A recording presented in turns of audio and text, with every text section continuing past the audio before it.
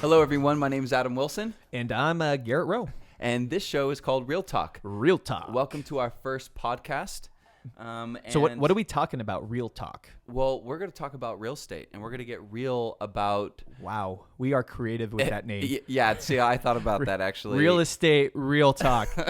I like it. So let's get real around it and how that's going to affect our lives as agents, as consumers, Yeah. right? Kind of really what we're looking at here is taking real estate and seeing what's going on in a macro level, what's going on in the real estate world, and how that's going to affect us here locally in the Antelope Valley, greater Antelope Valley real estate. That's kind of what our purpose is, right? And we're excited to bring on special guests, agents that are doing it right, that are making changes in their business, and we want to see what they're doing. We want to interview them and learn from them. So we're excited about Now, this. Adam, a quick question for you. Are we only going to be interviewing people from a certain brokerage or one thing, or are we kind of putting out there recruiting type of thing? Because I know that's instantly going to turn people off. No, and thank you for asking that. The purpose of this is not that at all. As a matter of fact, all agents in my eyes are equal in this conversation. We're really talking about how agents are, what we're competing against, like the tech companies, right? Yeah. The tech companies, how the agent versus tech companies. So this is not recruiting. This is not branded to any Keller Williams or anything like that. Our goal is to get many agents from many different breeds, just to talk to them, see what's going on in the real estate, even some vendors, title companies, just different things like that, and how the real estate industry is changing, and it's always changing, Right. and how we could stay up to date with that. Speaking of that, who is our first guest that we have lined up for our next podcast? Well, according to my notes here, it's Thomas Palaskis. Oh, Thomas Palaskis. He's a pretty good producer, isn't he? I'd say so. He's Yeah. number one in our office, I think. He is number one in our office. I think he's 3 or 4 on the board. He's always consistently up there. So And we're in that's great. Palmdale, Lancaster, for those of you who are outside of this circle here. But Thomas Palaskis is an awesome agent, and he does a lot of business. And how old is he? I believe he just turned 32, so he's young. He's using technology at high levels. He's killing it in his real estate business with his team. So we're going to have him in. We're just going to talk about what he's doing, how he grew his team, kind of get some insight on him, learn who he is. And as agents, we could use that and use that in our business and how to help us grow. Our goal is to get a lot of different agents from different brokerages and stuff in here as well. We're have a couple people lined up already for the next We're competitors, but there's plenty to go around, right? Absolutely. Well, really, we look at it nowadays as brokerages always seem to think they're against each other, and I don't see that so much the case as much anymore. I really do see it more as brokerages kind of against technology that's trying to replace the brokerage. Technology or Technology companies that are trying to take over more of the brokerage role, take more of the business from us. I see it more as that as the future evolves and what's happening with our technology, and different platforms are available for different agents to get on, and they're giving away commissions, big chunks of their commissions, or they're paying for leads, and that's kind of where the real estate I don't know. The real estate market's That's a evolved good point, because really we're talking about who's controlling the data, and tech companies are like Google and Amazon, right? They're all about data, and they're about collecting data and then giving insights and predictions based off of the data. So really, we're competitors as agents, but like you said, the tech companies, the ones who own the data, are the ones that we should be concerned about. Yeah, they're the ones that I long term are going to be, the big competitors. Look at Netflix, for example. A lot of people think, who's gonna be competitive against Netflix? Who's gonna take them down? That Netflix came in, took out Blockbuster. Who's gonna be able to compete with Netflix? And a lot of people think, maybe HBO or Time Warner, are these companies going to be able to do anything to compete with them? And really, the biggest competitor to Netflix, and most people I don't think realize this, is probably Amazon. That's a good point. Amazon, maybe even Google, and Apple's getting into the game as well, because they're data companies. And they could give that user Facebook experience. even. I mean, maybe they'd get into that to help save their That companies. is the way. I mean, Apple announced this year they're having 5 unique programs coming. They're bringing that content, but really those huge companies that have the data around the people, they're the people to kind of worry about for Netflix. And that's kind of where I see real estate coming as well, is the people that have the data around us as consumers, right, is where our consumers are going to go. So like with Netflix, what's interesting about that is the timing, right? The timing of Netflix coming in when Blockbuster was running the way that it was running, but Netflix saw the writing on the wall, right? So they moved on the time. So the shift of that technology period Yeah. is what made Netflix succeed. Yeah. So what made Netflix grow rapidly is the fourth industrial revolution. If you look at it as the cloud, being able to store data somewhere else and not on a Right. computer. So all of a sudden, Netflix was able to stream. Remember when Netflix came out and started streaming 2007, 8, whenever it was garbage. It was. I remember looking through it like, what is this? slow. It was. They didn't there have was a good selection. nothing to watch. But yet it grew and it Yeah. grew and it grew and it grew. And it grew to a point where now everyone knows what Netflix is. Right. Everyone watches It's actually Netflix. like a verb. It's not Yeah. like it's like, oh, I'm going to Netflix tonight. Yeah, we're going to Netflix and chill. It's like a Yeah. thing. Like people talk about it and stuff. And so that noise, they've actually done case studies. That noise that Netflix has when the logo comes on, it gives people satisfaction. Doo-doo. Yes, doo-doo. Yes, and people get, because they're good going to Netflix. watch something that they enjoy. So I'm curious though. So about Google and Amazon, say they do get into that. Oh, Amazon's already in the business of streaming, right? Yeah. I'm Yeah, a member they're already- too. yeah. Their selection, I'm not too hype on. I still think Netflix but is the better original one. content is what True, they're working but at. but could they really replace Netflix in the sense of yeah, they can do what Netflix does, but would they always be compared to Netflix? It's hard to say, and that's why we get back on more to the real estate side is where I look at Zillow. Right. And I feel like Zillow is, Zillow, Truly, these companies, they are a big competitor now. I don't Right. see it so much as Century 21 versus Keller Williams versus Remax as much as what Zillow's trying to do. Zillow's always said that they're in the business of selling leads, not selling homes. They Right. promised agents that for years. We're not going to do this. We're not going to do this. Their CEO, which is Spencer Raskoff, he always said he wasn't going to buy homes. And well, here's the thing: is Zillow's publicly traded, and whenever a CEO promises you that, you go, well, that's great. Well, how long is he going to last? Right. When do profits stall and shareholders want to see growth? And when growth doesn't happen, there'll be change. Right. Always. And so that's how companies work and that are publicly traded. And so what Zillow did is they stopped making growth. And all of a sudden, just like that, overnight in February, the CEO's out. New CEO, who's actually the original CEO, Rich Bratton, comes back and he goes, okay, we're going to get into the iBuyer program. We're going to start buying and selling homes. Well, they promised for years they weren't going to do that. And not only that, what they started doing is they stopped selling leads to the agents. And this is where I think most agents miss what Zillow's doing. Right. The shift, right? Yeah, we talked about Netflix exactly. and Block, but there's a shift happening. Exactly. There's a shift going on is they're not selling the lead anymore. They're selling a transaction. And what they're giving you a percentage. And some agents go, well, I don't have to pay up front. I'll just give 40% of my commission. And they're happy with that. They realize now you have to use Zillow's own CRM system. You have to call and they listen to your phone calls to the clients and they record how you're doing. And they're going to be selective to their agents. Essentially, that the they're agent doing. is just enabling the tech, right? Like an employee to the tech. Exactly. And so what they're doing is they're doing this. And so let's use an example of, for example, a Hotwire or what's another one of those? Hotels.com or anything. Right. Okay. When those companies came out, they said, hey, we'll fill your rooms for you. And hotels, said, great. We don't have to advertise. You guys will do it all for us and you'll fill our rooms. Great. And they thought they'll give it at a discount. They'll come into our hotel and then they'll like our stay so much that they'll just come to our website next time and they'll sign up again. Did that happen? No. Do you go to Hotwire every single time you go to any trip? And every time now you go back to Hotwire.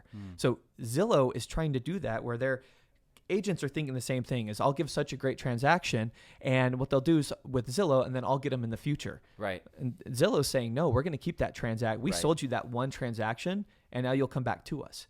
And right now the split's 35, 45% depending. That's going to grow as profits. Like I see that evolving. That's so fascinating to think about how they're trying to step in front of the agent, but really they can't fully take the human being out of it. You look at banks and tellers, for example. I used to go into Chase and there'd be a whole line of tellers, and now you go into the banks and there may be one or two. Yeah. And 3 smart machines that you can withdraw $3 from. Yeah. No longer in multiples of 20s. Yeah. So, but they can't fully get rid of the agent because there's still people who have checks. There's still people who need that. So if the banks couldn't replace the people, certainly. I don't think they ever will replace the agent. We're never going to be at a tech spot where the fiduciary responsibility on the agent is still very important to people. It's the biggest transaction most people will ever make in their life. Right. The average person in the house, their most wealth is in their house.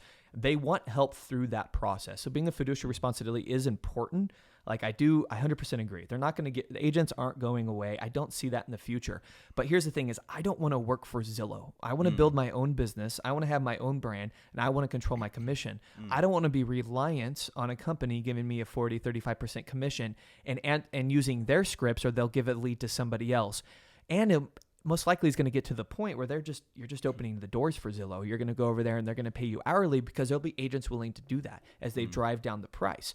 So it's just interesting to be aware of where, I mean, not saying they're there tomorrow, it's a process, but they already promised us they're just going to sell us leads. So let's go back to the iBuyer program.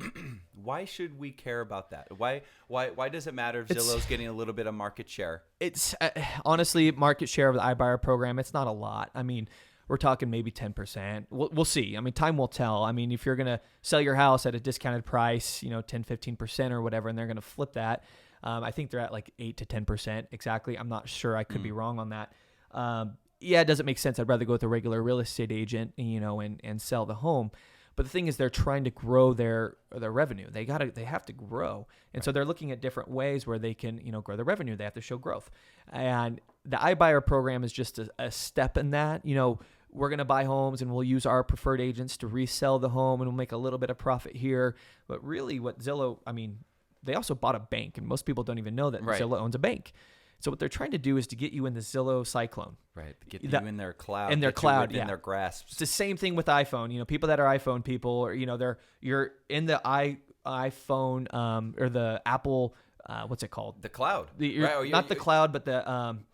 I don't remember what it's called, but you're in everything you own is Apple because it connects. It Apple works communism, well. maybe. Yeah, like you love Apple, which is great. You love their product. If you try to incorporate, because at one point I had an iPhone, but then I had a Samsung tablet, and before I had an iPad and a Mac. So all those three things. So I tried to put something else in there, and it totally threw my thing off. What Zillow they're doing is they want to get the lead from the moment it comes in. They want to get them pre-approved. They want to get them closed. They want them to be happy, and then they have that client for life. That's their long-term vision. Is what I would see. I can't say for certain. I mean, I'm not no prophet. I could be wrong, but let's just look at what they've already said and what they're doing. And if history repeats itself, which it always does, they are growing to that length. And so it's interesting to look at the steps that they're taking to kind of slowly get more and more market share away from the agents and towards them. And they're not the only one. Redfin. I mean, what they're offering is great, to their clients, and they're buying homes and they're doing it at a lower percentage, and they're trying to drive down the value of a commission, to make the global standard of a commission, lower that 1%, 2%, whatever they're offering. And we're still fighting for our 6%, and so there's kind of a battle right now from the consumer standpoint, from the very beginning when they enter the market to close, because whoever gets them first, they're probably going to stick with it. It's a battle, like you said, whoever gets them first on their platform. Yeah. So really, it's going to be a fight to whose platform are the consumers going to be using. So let me go back. Real quick on the platform thing. Yeah. A great book I would recommend agents to read is called Platform Revolution. It's a great to understand. What do you mean by platform? So what a platform is think of it as, we'll use Airbnb as an example. Airbnb is a platform where people could rent their homes out to people. And what Airbnb now is worth more than, I believe, every hotel chain. There's maybe one or so that are worth more than them. And they don't have a product. They're a platform where someone could come on and sell or rent their house for a time and make money. So they're kind of an exchange. It's a platform. Think of Uber the same way. Right. Uber doesn't have cars. Well, they're working on self-driving cars, but they don't have cars. They don't have a product. Different topic or podcast. Yeah. They're a platform where you could go on use there. Your own car, use their platform to drive people around. Yes. And so these platforms, now Zillow's trying to be that platform where they could buy and sell homes and kind of eliminate. And that's a really good analogy. It's a good analogy. You know what I mean? It's a great book for people to read to kind of understand what platforms are doing and how they're taking over the world, and traditional businesses that aren't adapting are losing. Changing their platform. Yeah. Or nothing even to do adopting with a platform. Nothing to do with real estate, but you need to realize where the world's going and having kind of, I know we talk about this as agents, they put their head in the sand. Right. They don't step back and look around like on what's a macro going on. level. Yeah. They're just focused on their business. I got a lead gen, I got to call for 3 hours a day, got to do my cold calls, my door knockings, my open houses. But we tend to not step back and even read what's going on. Like, ask an average agent if they know what Inman News is. probably don't. They probably don't realize what's going on, and they don't really, see what's going on in the world and how things are changing, which is, good. Not really. How do you think the average agent, could fight against this? What should be our focus? The first step, honestly, is just awareness and know what it is. We're feeding the beast. I know most agents are paying Zillow a lot of money to get those leads, which are garbage, but they do. They pay a lot of money monthly to have these leads, and the process is, how am I going to get leads if I don't pay Zillow? They need some realization around that. There is other marketing techniques. There is, get out there and do some other platforms, different things that might work for you, different platforms, and maybe learn those and see what you could do, because we're feeding the beast right now, and we pay for Zillow to basically replace us. Uber, self-driving cars, we talk about that a lot as well. Right. We order them and get in them. They're convenient though. Yeah. That's the thing. So I'm torn because I want to fight against Zillow, right? But it's like I also want to adapt to the change. So I kind of get caught between Uber's convenient. Yeah. I don't want to get rid of Uber. No, I don't think so either. But it's just to realize that Uber's drivers right now are paying to eventually replace themselves. Right. Because self-driving cars will be a thing in the future. That's a great way to, like you said, we're feeding the beast by buying the leads. But Uber drivers are still paying the company dollar to eventually replace themselves. And Uber isn't for the most part, people do make pretty good money on it. It's just, and not saying anything bad about Uber. It's a part-time job, and it is what it is, but we just need awareness around it most. So the first step to me is awareness. Know what's going on, understand what's going on, and then look at yourself and what your business is doing. And really, if you're dumping in $1,000 to Zillow, there's other things out there. There's other companies, there's other techniques where you could get same probably return on investment, or even better. Just kind of figuring out what those are and what works for you. That's my opinion. Yeah. They you've heard of A to the third power. You need to have awareness around something, then need to have acceptance or buy-in, and then after those you can have action. Yeah. So I think that's... Yeah, absolutely. And, there's probably a lot of real estate agents out there that disagree with me. I know this because we talk about this in our office. We talk about it in other places as well. I talk to other agents and I mention it, and a lot of people do disagree. We'll see. Time will tell. I could be wrong. I hope I'm wrong. But they said that Uber... I had this argument with... not Uber. I'm sorry. With Zillow, saying that they're not gonna buy, sell houses. I had this argument with someone. And I don't like being like, I told you so, but... I told you so. I saw the commercial about a month ago, and it's new. I said, new. Wow, they did a soft release on it. They're creeping on this. Wow, weird. They said they weren't going to do that, and now they're doing that. Just look at business and how businesses have to grow. It's kind of one of those. So there's things. more Netflixes out there versus so if the old way of doing real estate is Blockbuster, there are now more Netflixes out there trying to replace Blockbuster. So now there's even a competition within these other type Netflix companies. Yeah. In our case would be Zillow, Redfin, Purple Bricks. We have all these other companies trying to do the same thing. And the way that I view it personally is it's almost like a fight, right? Yeah. And who's going to fight for the data? Yep. Who's going to control the most data, right? Right now, it's going to be, an arms race for that stuff. Yeah, absolutely. Well, and there's more stuff we could get into, and we'll talk to different agents about as we go along with these podcasts. And we did want to keep this first one somewhat short because we're just kind of introducing and show you guys a tease of what we're going to be talking about in the future. And how that's going to affect us. Like next week, we'll be talking to Thomas, and we'll get into some of the lore, the language of real estate, what's going on locally in our real estate market, what that means. Because when we talk to most agents, I think we just have a lack of awareness of what's going on. And that's kind of the purpose of this, is just see what's going on and kind of have a better pulse of what's going on in the market. And have some real talk around it. Have some real talk around it. Exactly. So, Adam, do you have anything else that we should maybe talk about or say before we call this first one All I want to say is that I'm really excited to do this more, and I hope to get more involvement with agents. More importantly, this is just an open-ended conversation, right? Absolutely. So I'm excited to involve more people, to get different viewpoints, and to learn myself. So I look forward to that. Yeah, me too. I'm excited to hear from different agents' perspectives. Yeah. And I can't wait to talk to someone that completely disagrees with me about and that's great. It's open dialogue. and really kind of understand where they're coming from and what they see is going on. And it's great to hear that and just have open dialogue and talk, not arguments. It's just an understanding what's going on in their business and compared to my business and your business and stuff like that. And also just excited to be doing this. This is fun. You know what I'm most excited about? Well, I shouldn't say the most. I'm excited till we start interviewing business owners. Yeah. Because that's really what I want to do and eat their delicious food and promote their amazing businesses. I'm also really into food. We're really off topic there, but I'm glad you're into food. So I'm very excited about that. Just getting out there in the community and seeing stuff. So we do want community, you guys' involvement. Please have topics. Leave us, send us an email. Send us topics of what you guys would like to see us to talk about. Who would you like us to talk about? Who would you like us to bring in and get their perspectives of what's going on? Absolutely. Well, Awesome. This has been fun. We appreciate everybody joining us. And for this first episode, this podcast of Real Talk, and we'll see you next time. Yeah, thanks, guys.